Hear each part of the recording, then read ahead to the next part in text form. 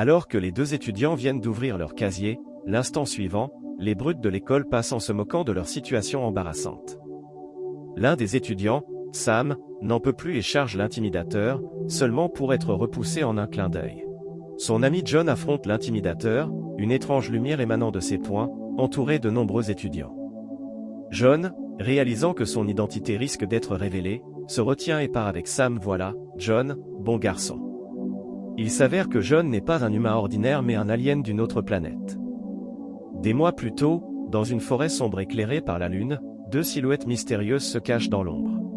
L'un d'eux sent quelque chose d'inhabituel. Prudemment, il sort une machette pour enquêter. Soudain, des créatures étranges les encerclent, des êtres qu'ils n'ont jamais vus auparavant. La peur s'empare d'un jeune homme connu sous le nom de numéro 3. Paniqué, il tente d'échapper à ces créatures terrifiantes, cherchant désespérément une issue. Mais un puissant commandant mogadorien, un ennemi féroce, le rattrape rapidement et lui arrache son pendentif.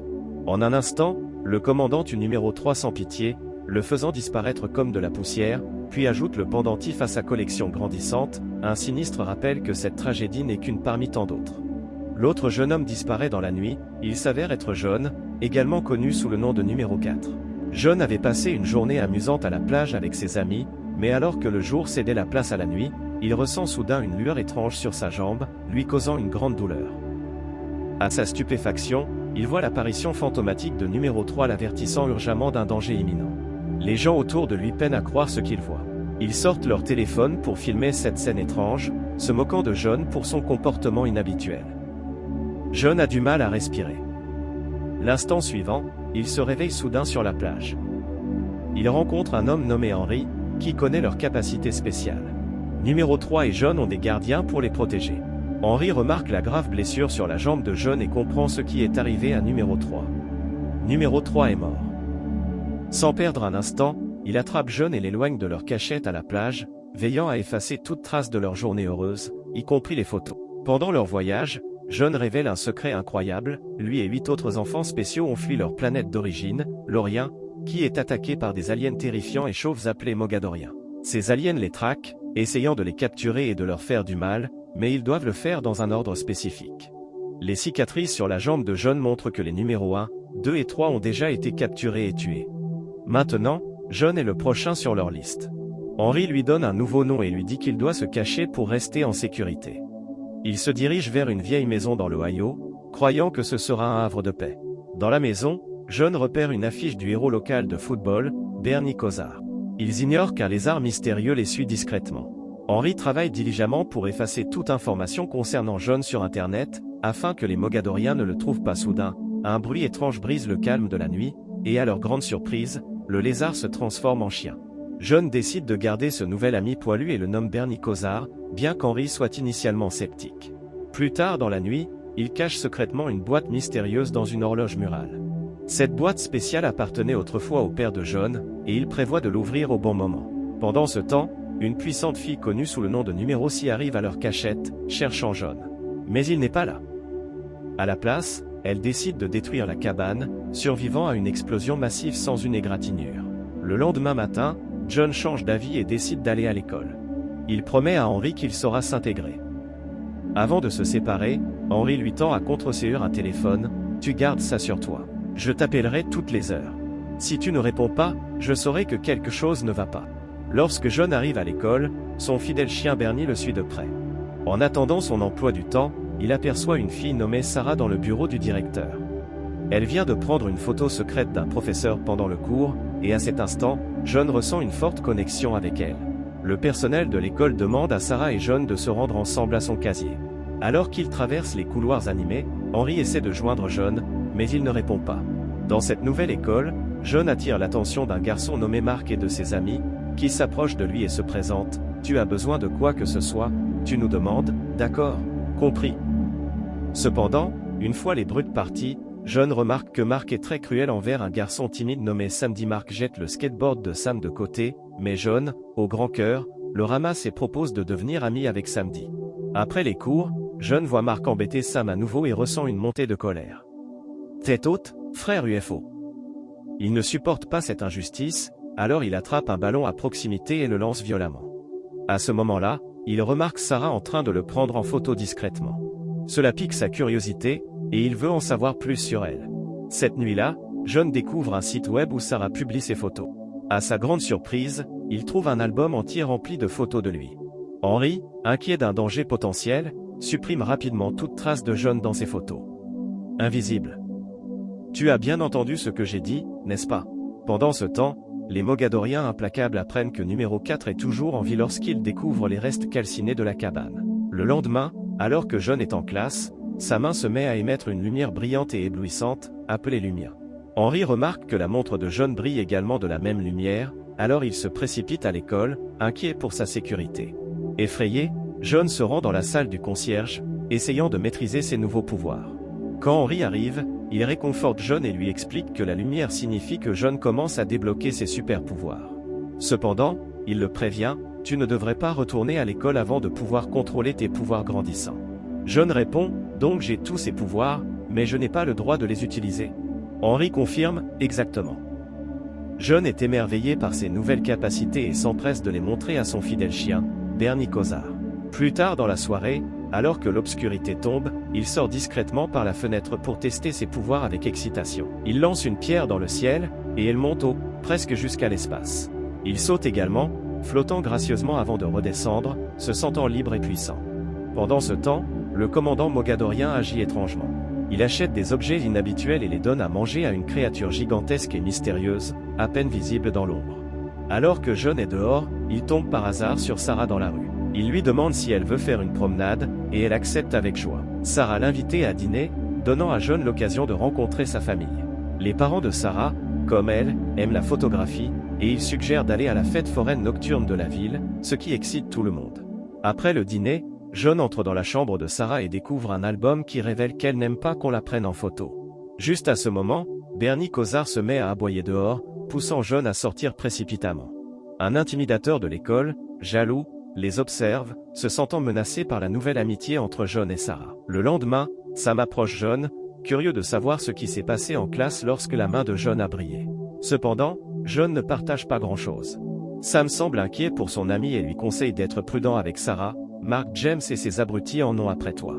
Alors qu'il parle, l'intimidateur Mark fait une blague et jette de la peinture sur leur casier. Cela met Sam en rage, qui affronte Mark, prêt à se défendre. Sam est furieux et tente d'attaquer Mark, mais à ce moment-là, la main de John se met à briller mystérieusement à nouveau. Malgré le chaos autour de lui, John reste calme et décide de s'éloigner de la bagarre. Se sentant dépassé, il se rend dans la salle de l'école où Sam partage une histoire étrange sur son père. Sam explique que son père a été obsédé par les aliens et a mystérieusement disparu. Il croit que les aliens sont la raison pour laquelle son père est parti. Je pensais qu'il était un génie. Personne ne veut admettre que son père est un bizarre. Plus tard, John repère Sarah dans le couloir de l'école, mais il l'évite. Pendant ce temps, Henry enquête sur l'affaire du père disparu de samedi. Il découvre que le père de Sam menait des expériences dans une vieille usine. À l'intérieur de l'usine, Henry trouve des symboles étranges sur un pilier et une pierre lumineuse par terre, qu'il apprend être un localisateur. Par curiosité, il la ramène à la maison pour l'étudier. Dans sa chambre, John reçoit une invitation inattendue de Sarah pour assister à la fête foraine du printemps. Lors du festival, Sarah révèle sa relation passée avec Mark. Elle explique qu'après leur rupture, Mark a divulgué le secret de Sarah de manière blessante. « Quand nous avons rompu, c'est ce qu'il a dit à tout le monde, que j'étais une totale, et tout le monde l'a cru. » Ensemble, ils montent dans un chariot effrayant à travers la forêt sombre, les conduisant à un endroit terrifiant appelé Hells Gate, où Mark et ses amis les attaquent cruellement. En infériorité numérique, John est gravement blessé tandis que Sarah est emmenée par Mark. Sam observe depuis l'ombre, témoin de la dangerosité de la situation de John. Sans autre choix, John utilise ses nouvelles capacités pour sauver Sarah. Où est-elle? Faillant briser le bras de Mark dans le processus. Ensuite, il ramène Sarah en sécurité chez elle, et ils partagent leur premier baiser. John réalise à quel point il est devenu fort lorsqu'il brise sans effort un lampadaire avec sa main. Déterminé à révéler la vérité, il se rend chez Sam et révèle ses origines extraterrestres, confirmant ce que le père de Sam croyait. Oui. Je savais. Je savais qu'il ne nous aurait pas quittés comme ça. John demande à Sam de garder ce secret, car cela pourrait être dangereux. Sam accepte, comprenant la gravité de la situation. Le lendemain, un shérif local, qui est aussi le père de Mark, vient chez John pour l'interroger sur l'attaque contre son fils. John insiste sur le fait qu'il n'a rien fait et qu'il n'était même pas au courant de l'incident. Henry est fier des progrès de John, mais il note ensuite qu'une vidéo de John souffrant dans l'océan est devenue virale en ligne. Il suggère de partir au plus vite, mais John refuse de partir, ressentant un lien fort avec Sarah, ce qui mène à une dispute animée entre eux. « Je ne pars pas. C'est à cause d'une fille ?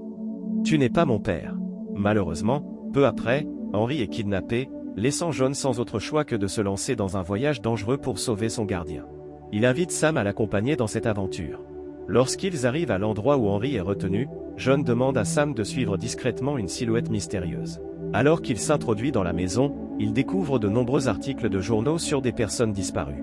Sa recherche le mène à trouver Henry, blessé et incapable de bouger. Choqué, John réalise que Henry a été kidnappé par deux individus qui croient en des théories bizarres et qui ont été envoyés par les Mogadoriens. Soudain, un Mogadorien terrifiant fait irruption dans la pièce, les attaquant violemment. John et Sam parviennent à s'échapper, mais Henry doit affronter les ennemis aliens à l'extérieur seul.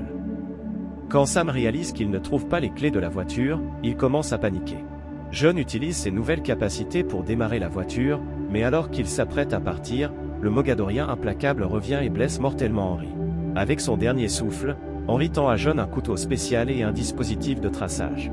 Il explique que le père de Sam utilisait une pierre similaire pour chercher d'autres enfants loriens comme eux. Il exhorte John à trouver plus de leurs semblables avant de mourir, lui disant que leur force combinée pourrait être la clé pour arrêter les Mogadoriens. Pendant ce temps, les aliens se rendent chez les théoriciens du complot à la recherche de John et les punissent pour leur échec. Au même moment, la police locale arrive chez John, le qualifiant de terroriste.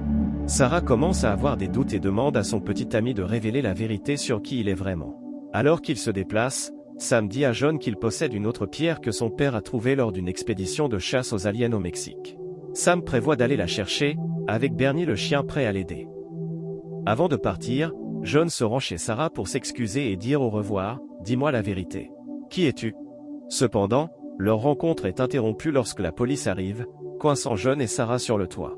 Dans un moment déchirant, Sarah glisse et tombe du bord. John utilise rapidement son super pouvoir pour la sauver, l'attrapant en plein vol. Puis il soulève une voiture de police avec son esprit, créant un chemin pour qu'ils échappent aux officiers approchant, montrant une fois de plus ses incroyables pouvoirs. Alors que les tensions montent, il se dirige vers l'école, ignorant qu'un convoi de Mogadoriens est sur la route, ciblant Mark et son père. Le chef Mogadorien ordonne à Mark de les amener à John. « Dis-moi maintenant, où est le garçon ?» Sam avertit rapidement John du danger imminent à l'école. Alors qu'il fuit courageusement, numéro 6, également connu sous le nom de Jane, apparaît avec son arme unique pour les aider à combattre les ennemis aliens. Une bataille féroce éclate, et Jane montre son agilité en neutralisant deux aliens redoutables. Cependant, les Mogadoriens contre-attaquent en libérant leurs puissants lézards volants. Dans un retournement surprenant, Bernie se transforme soudain en une créature terrifiante, effrayant Samedi. Au milieu du chaos, John et Sam parviennent à se réunir, mais le monstrueux Bernie crée tout un remue-ménage. L'école, le courageux Bernie et John se tiennent ensemble pour combattre les monstres géants. Après un long combat, ils sortent victorieux, mais Bernie est blessé et reprend sa forme de chien amical. Après une période difficile, Jane encourage John à partager sa lumière avec elle pour recharger son pouvoir. Ensemble, ils continuent à affronter les terribles Mogadoriens. Grâce au travail d'équipe, ils réussissent à vaincre les ennemis. John, Jane et Sam se précipitent vers le terrain de football, où ils trouvent le commandant Mogadorien et un autre monstre puissant qui les attendent. Combinant leurs compétences, John et Jane neutralisent rapidement le garde, posant une sérieuse menace au commandant. Mais dans un moment désespéré, le monstre capture Jane. Réagissant rapidement, John utilise son pouvoir pour la recharger. À la fin, numéro 4 déclenche une attaque puissante, provoquant une explosion massive qui détruit le commandant. Heureusement, John et Jane survivent, car elle a créé un bouclier pour les protéger du feu. Le lendemain, ils parviennent à connecter les mystérieuses pierres bleues, les menant à l'emplacement des enfants loriens restants. Soudain, Mark apparaît, tendant à John la boîte mystérieuse d'Henry. Sam rejoint officiellement leur équipe. Ils commencent un voyage pour rassembler les autres loriens. À leur grande surprise, Bernie, blessé, réapparaît. Le groupe quitte rapidement la ville, laissant derrière eux tout le chaos qu'ils ont vécu. Abonne-toi si tu veux plus de résumés de films comme celui-ci. Clique sur la cloche pour ne rien rater. Merci et à bientôt.